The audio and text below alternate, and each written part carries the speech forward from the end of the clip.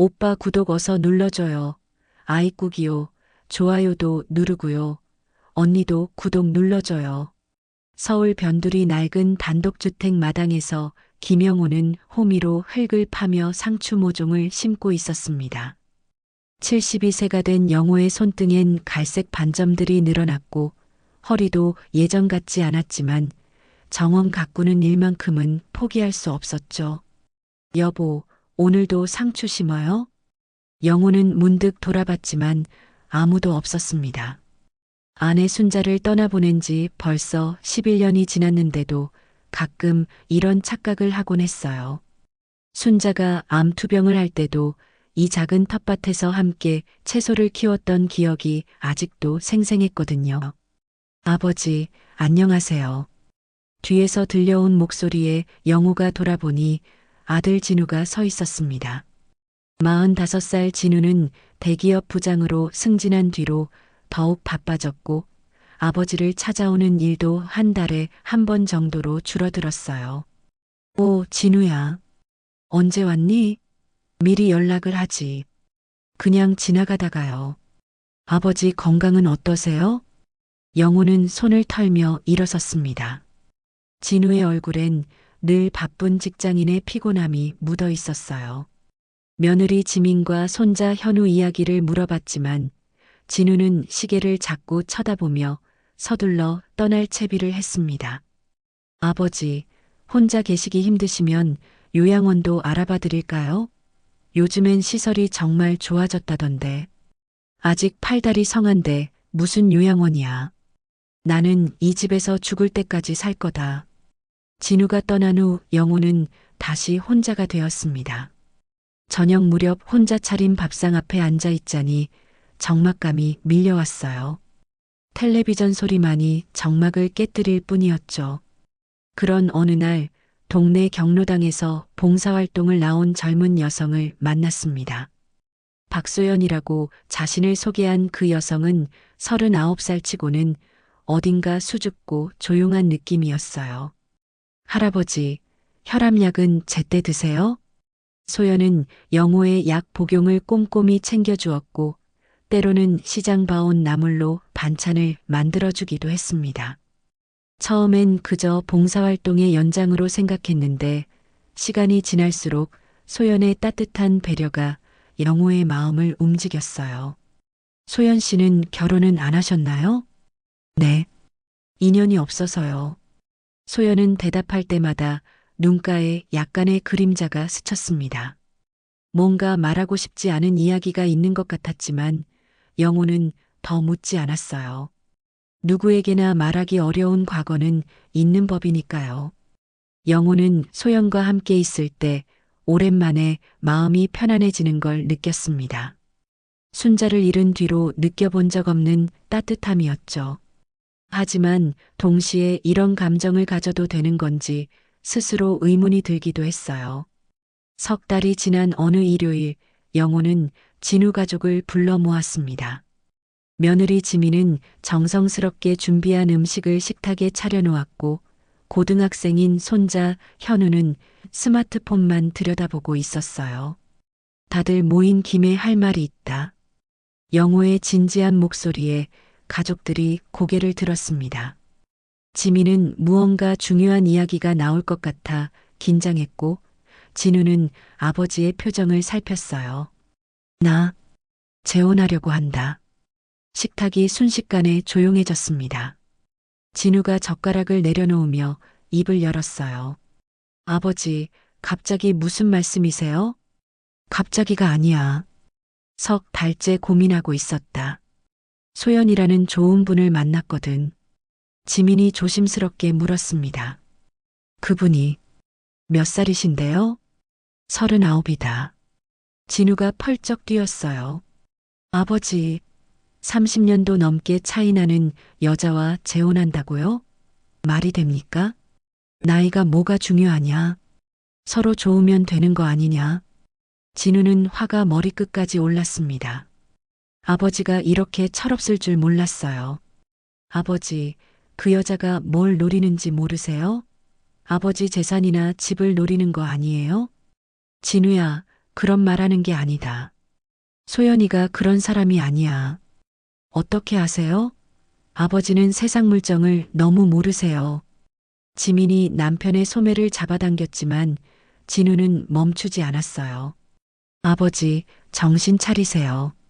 나이 차이도 그렇고 아무것도 모르는 여자와 갑자기 결혼한다니. 영호의 얼굴이 붉어졌습니다. 내가 뭘 안다고 그래. 나 혼자 얼마나 외로웠는지 내가 알기나 해? 외로우시면 저희가 더 자주 찾아뵐게요. 근데 재호는 자주 찾아온다고? 너 한 달에 한 번도 제대로 안 오잖아. 말다툼이 격해지자 현우가 일어났어요. 할아버지, 아빠 그만하세요. 밥 먹다가 왜 이래요? 지민이 중재에 나섰습니다. 아버님, 너무 급하게 결정하지 마시고 좀 더 시간을 두고 생각해 보세요. 그분도 아직 젊으신데. 지민아, 너마저 그러면 안 되지. 영호는 실망한 표호로 자리에서 일어났어요. 가족들의 반대를 예상했지만 이렇게 심할 줄은 몰랐거든요. 그날 밤 진우는 회사 동창이자 탐정 출신인 강철민에게 전화를 걸었습니다. 철민아, 나야. 부탁이 하나 있는데. 무슨 일이야? 우리 아버지가 재혼하려고 하시는데 그 여자 좀 알아봐 줄 수 있어? 박소연이라고 39살이야. 알았어. 며칠 시간만 줘. 진우는 전화를 끊고 한숨을 쉬었습니다. 아버지를 지켜야 한다는 생각뿐이었어요. 영우와 소연의 결혼식은 조용히 치러졌습니다. 진우 가족은 어쩔 수 없이 참석했지만 내내 불편한 기색을 감추지 못했어요. 소연은 검소한 한복을 입고 조심스럽게 인사를 드렸지만 진우의 시선은 여전히 차가웠습니다. 결혼 후 소연은 완벽한 며느리였어요. 새벽마다 일어나 영호의 아침밥을 차려주고 병원 갈 때마다 함께 따라가며 꼼꼼히 건강을 챙겨주었습니다. 집안일도 척척 해내면서 영호가 좋아하는 나물 반찬도 늘 준비해 놓았어요. 영호 씨, 오늘 혈압약 드셨어요? 응, 소연이 덕분에 요즘 몸이 한결 나아진 것 같다. 영호는 정말 행복해 보였습니다. 오랜만에 집안의 웃음소리가 끊이지 않았어요. 하지만 진우는 여전히 의심을 거두지 않았습니다. 어느 날 밤 진우는 우연히 소연이 베란다에서 누군가와 통화하는 모습을 목격했어요. 네, 알겠습니다. 네, 이번 달 안에 보내드릴게요.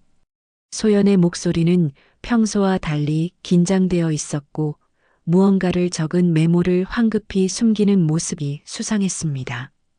다음 날 진우는 철민으로부터 조사 결과를 들었어요. 진우야, 내 짐작이 맞을 수도 있겠다. 무슨 뜻이야? 박소연, 이 여자 과거가 좀 복잡해.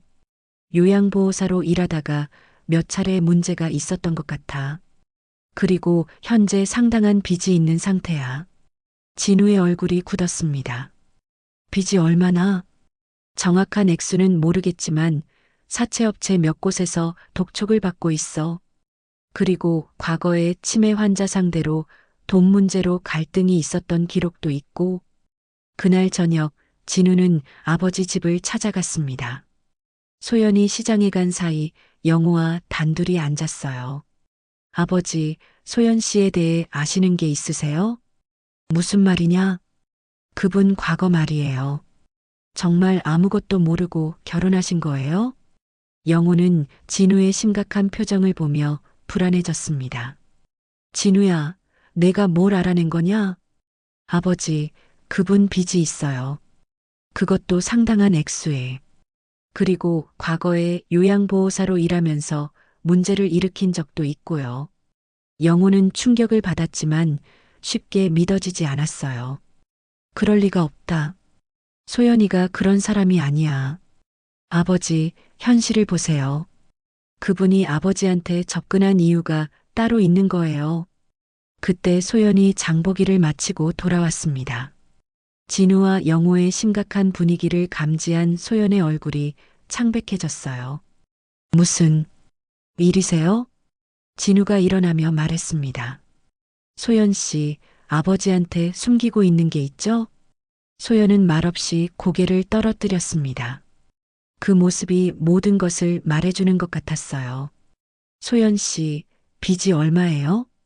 진우의 직설적인 질문에 소연은 더 이상 숨길 수 없음을 깨달았습니다. 손이 떨리며 소파에 주저앉았어요. 진우 씨, 정확히 말해주세요. 아버지가 알 권리가 있잖아요. 영호는 두 사람 사이에서 혼란스러워했습니다. 소연의 창백한 얼굴을 보니 진우의 말이 사실일 수도 있겠다는 생각이 들었어요. 소연아, 진우 말이 사실이냐? 소연은 한참을 망설이다가 작은 목소리로 고백했습니다. 네, 맞아요. 빚이 있어요. 얼마나? 3천만 원 정도. 영우가 의자에 주저앉았어요. 적지 않은 금액이었거든요. 왜 말하지 않았니? 죄송해요. 말하면 아버님이 실망하실까봐. 진우가 더 추궁했습니다. 그래서 우리 아버지와 결혼한 거예요? 빚 때문에? 아니에요. 정말 아니에요. 소연이 울음을 터뜨렸지만 진우는 물러서지 않았어요. 그럼 뭐예요? 요양보호사로 일하면서 치매 환자들 상대로 돈 문제 일으킨 것도 사실이죠? 소연의 얼굴이 더욱 하얗게 변했습니다. 그건 오해예요. 제가 그런 사람이 아니에요. 오해? 그럼 설명해 보세요. 영우가 진우를 말렸어요. 진우야, 그만해라. 소연이가 설명할 기회를 줘야지. 소연은 눈물을 닦으며 천천히 말하기 시작했습니다. 저, 예전에 어머니 간병하느라 일을 그만뒀어요. 그때 생활비가 부족해서 돈을 빌렸는데 이자가 계속 불어나서. 어머니요? 네, 치매를 앓고 계셨거든요. 요양원비가 너무 비싸서 집에서 직접 모셨는데 그러다 보니 일을 제대로 할 수 없었어요. 영호의 표정이 조금 누그러졌어요.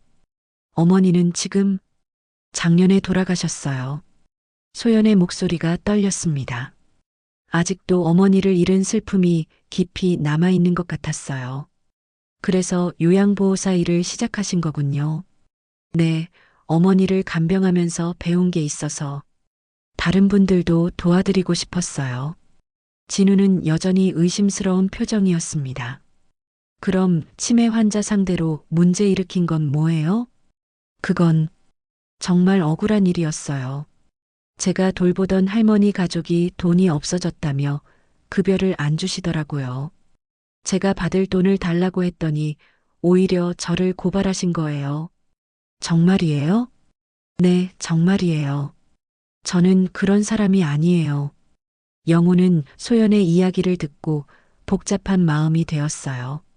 한편으론 속았다는 기분이 들면서도 다른 한편으론 소연의 어려운 처지가 이해되었거든요.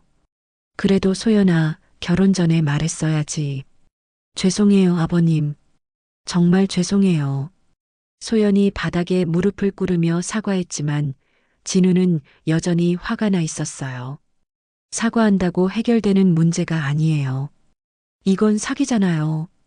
며칠 후 영호는 소연과 함께 은행에 갔습니다. 소연의 빚을 정리해 주기로 마음먹은 거였어요.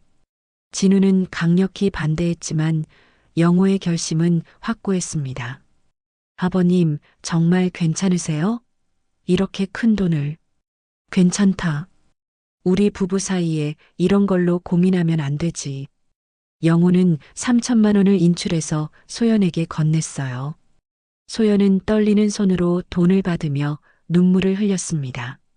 아버님, 제가 꼭 갚아드릴게요. 갚을 생각 말고 이제 마음 편히 살자. 하지만 집으로 돌아온 후 영호는 뭔가 허전한 기분이 들었어요. 소연이 진실을 말했다고 해도 여전히 마음 한구석이 불편했거든요. 그날 밤 소연은 또다시 베란다에서 전화를 하고 있었습니다. 영호는 우연히 그 모습을 보게 되었어요. 네, 이제 괜찮아요. 네, 돈 문제는 해결됐어요. 소연의 안도하는 목소리를 들으니 영호는 복잡한 심정이 되었습니다. 정말 돈 때문에 자신과 결혼한 건 아닐까 하는 의심이 다시 고개를 들었어요. 다음 날 아침 식탁에서 영호가 조심스럽게 물어봤습니다. 소연아, 어젯밤에 누구와 통화했니? 소연이 깜짝 놀라며 젓가락을 떨어뜨렸어요. 아, 그게 친구하고요. 무슨 친구? 예전에 같이 일했던 동료예요. 영호는 더 묻지 않았지만 소연의 당황하는 모습이 신경 쓰였습니다. 그날 오후 진우가 아버지를 찾아왔어요. 표정이 어느 때보다 심각했습니다. 아버지, 앉으세요. 무슨 일이냐? 소연 씨에 대해서 추가로 알아낸 게 있어요. 영호의 얼굴이 굳었어요. 뭘 또 알아냈다는 거냐? 소연 씨, 결혼 전력이 있어요. 뭐? 25살에 결혼했다가 3년 만에 이혼했어요. 그리고 아이도 있었어요. 영호는 충격을 받아 말을 잇지 못했습니다. 아이는 지금 어디에? 파악이 안 됩니다. 아마 전 남편이 기르고 있는 것 같아요.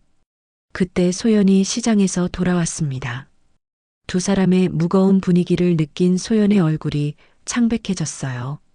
또 무슨 일이세요? 진우가 직접적으로 물었습니다.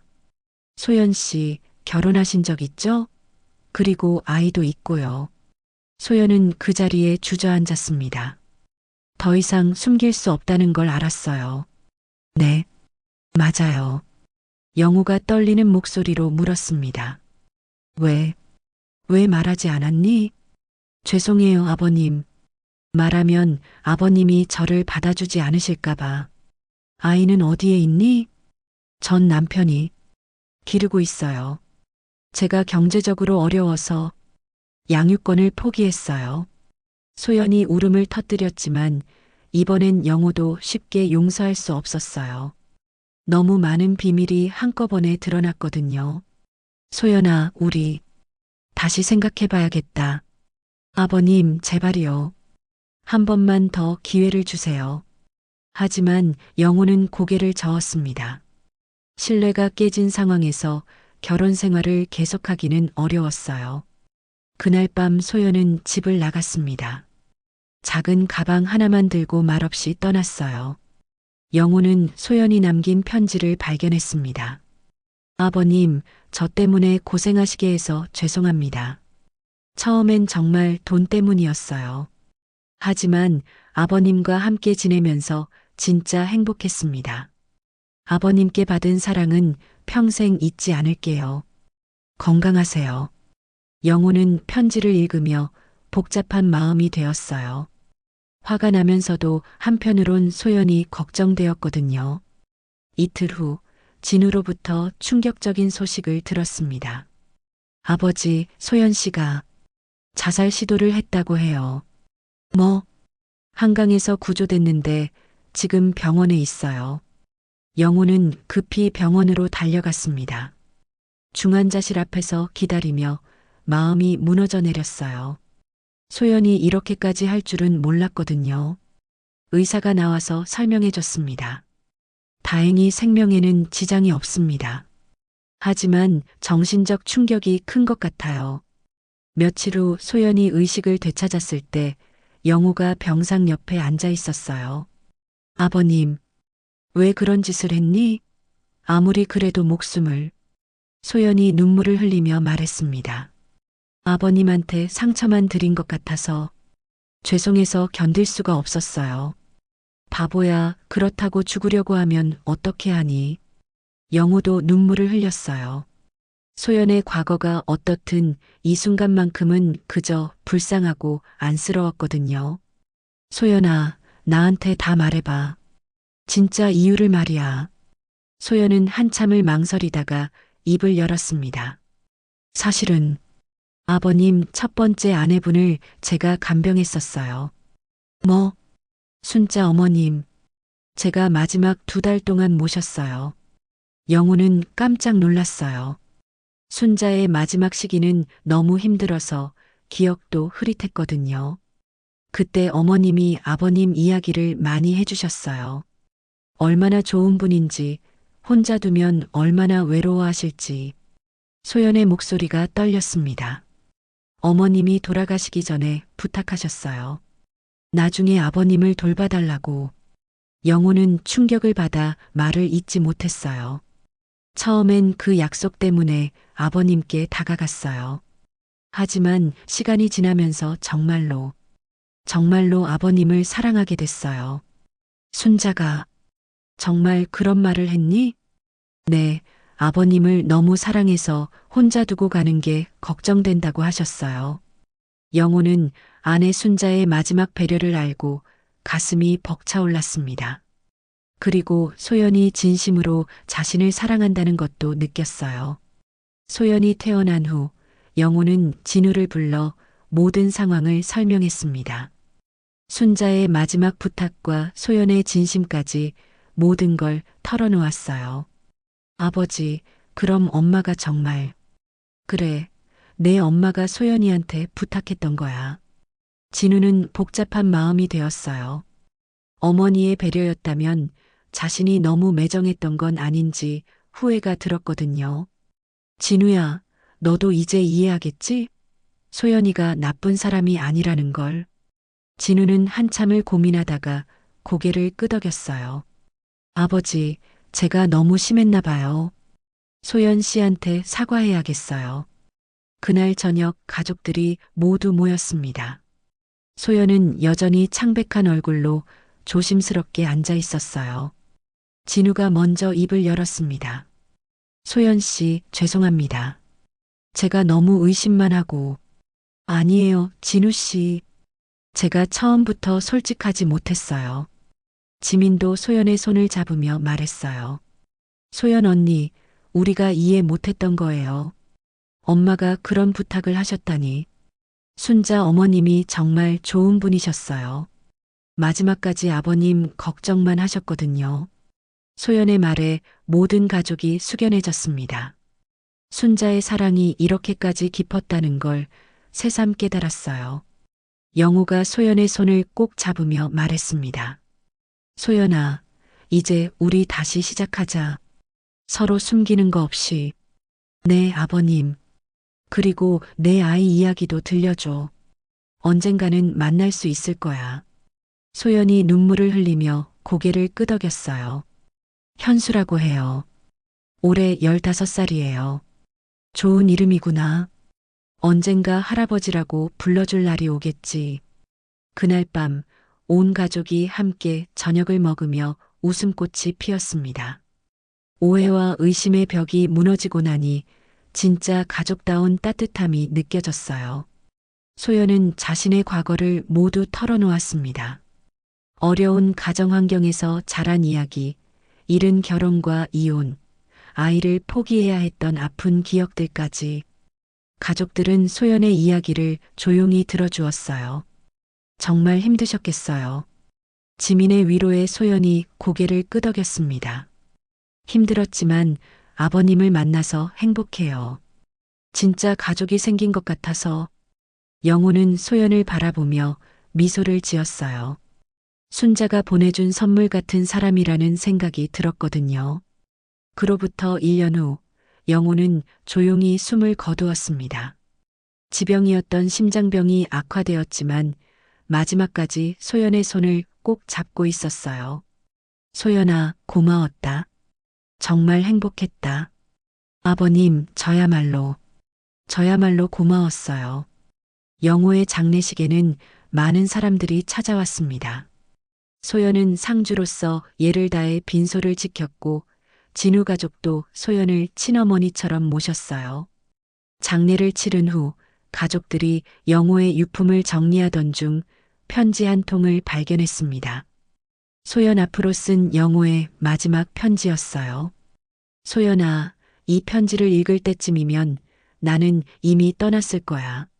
너와 함께한 이 1년이 내 인생에서 가장 행복한 시간이었다. 순자가 너를 보내준 것 같아서 더욱 고마웠고 앞으로 진우네와 함께 행복하게 살아라. 그리고 언젠가 현수도 만날 수 있길 바란다. 사랑한다.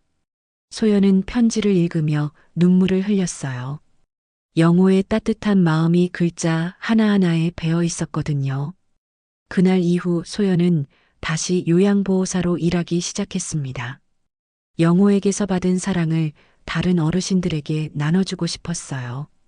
진우 가족은 정기적으로 소연을 찾아가 함께 식사하며 가족의 정을 나눴습니다. 어느 일요일 소연은 영호의 묘소에 갔습니다. 묘비 앞에 앉아 조용히 말을 걸었어요. 아버님, 진우 씨가 현수를 찾아줬어요. 다음 주에 만날 예정이에요. 바람이 불어와 소연의 머리카락을 흐트렸습니다. 마치 영호가 대답하는 것처럼 느껴졌어요. 아버님이 주신 용기로 아이를 다시 만날 수 있게 됐어요. 정말 감사해요. 소연은 묘비에 새겨진 글귀를 다시 한번 읽어봤습니다. 영호가 생전에 직접 써달라고 부탁했던 문구였어요. 사랑하는 사람들과 함께한 시간이 인생의 전부였습니다. 소연은 미소를 지었어요. 영호의 사랑이 자신을 새로운 삶으로 이끌어줬다는 걸 알았거든요. 몇 달 후 소연은 현수와 재회했습니다. 처음엔 어색했지만 시간이 지나면서 모자의 정이 되살아났어요. 진우 가족도 현수를 친형제처럼 받아들였고 진짜 가족이 되어갔습니다. 소연은 영호가 남긴 집에서 요양원을 운영하기 시작했어요. 혼자 지내는 어르신들을 모시며 영호에게서 받은 사랑을 나눠주었습니다. 어느 날 저녁 온 가족이 모여 저녁을 먹으며 영호의 추억을 나눴어요. 할아버지가 보고 계실까요? 현우가 물었을 때 소연이 대답했습니다. 분명히 보고 계실 거야. 그리고 우리가 행복한 모습에 기뻐하고 계실 거고. 진우가 소연을 바라보며 말했어요. 소연 씨 덕분에 우리 가족이 진짜 가족이 된 것 같아요. 저야말로 여러분 덕분에 새로운 삶을 살 수 있게 됐어요. 그날 밤 소연은 영호의 사진 앞에서 조용히 인사했습니다. 아버님, 약속드린 대로 잘 살고 있어요. 현수도 건강하게 자라고 있고 진훈애도 잘 지내고 있어요. 아버님이 주신 사랑으로 많은 어르신들을 돌보고 있어요. 정말 감사해요. 사진 속 영호는 여전히 따뜻한 미소를 짓고 있었습니다. 소연은 그 미소를 보며 내일을 향한 희망을 품었어요. 사랑은 죽음으로도 끝나지 않는다는 걸 소연은 이제야 진정으로 이해하게 되었습니다. 영호가 남긴 사랑이 새로운 가족을 만들어 주었고 그 사랑은 계속해서 다른 사람들에게 전해져 갈 거였어요.